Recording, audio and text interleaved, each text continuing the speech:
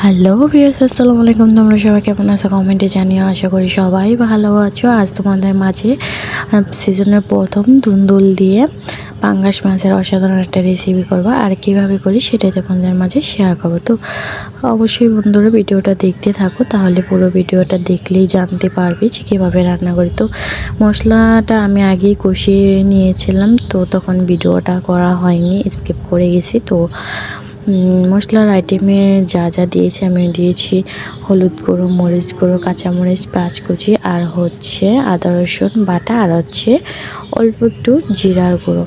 তো হচ্ছে কাঁচা জিরার গুঁড়ো দিয়েছি। তো মশলাটাকে ভালো করে আর দিয়েছি হলো তেল, আর হচ্ছে স্বাদ মতো লবণ। তো সব কিছু দিয়ে আমি সুন্দর করে মশলাটাকে কষিয়ে নিয়েছি।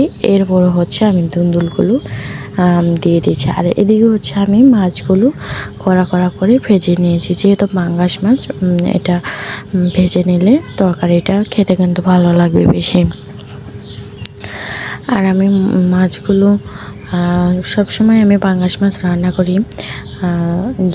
এটা একটা চাষেরও আছে, নদীর গাঙ্গা মাছ তো পাওয়া যায় না, তো চাষেরই থাকে। এজন্য মাছটাকে আমি সুন্দর করে গরম পানি দিয়ে 4-5টা ধোয়া দিই। এরপর হচ্ছে মাছগুলো সাদা ফকফকা হয়ে যায়।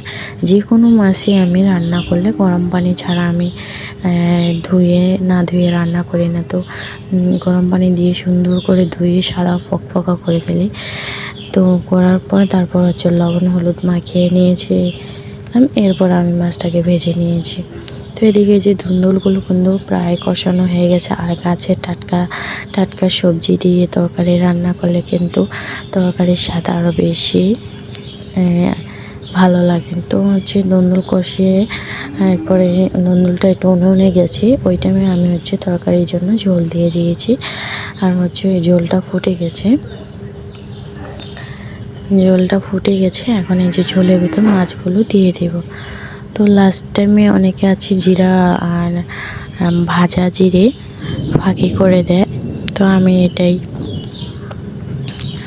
আমি দেব না, শুধু মাছগুলো ডুবিয়ে দিলাম আর সুন্দর করে জাল করে নেব। ঝোলটা ঘন হলে তারপর হচ্ছে আমি তরকারিটা নামিয়ে নেব। আর এদিকে হচ্ছে এই যে আগুনটা নিভে যাচ্ছে, বারবার আগুনটা জ্বালাচ্ছি, আর এদের তরকারি হয়ে গেছে। আমি তরকারিটা নামিয়ে নিলাম। ভিডিওটা ভালো লাগলে অবশ্যই সাবস্ক্রাইব করে বেল আইকনটি বাজিয়ে দিও। আর এদিকে হচ্ছে মেঘে প্রচুর ডাকাডাকি করতেছে, আজ অনেক মেঘ আসবে হয়তো।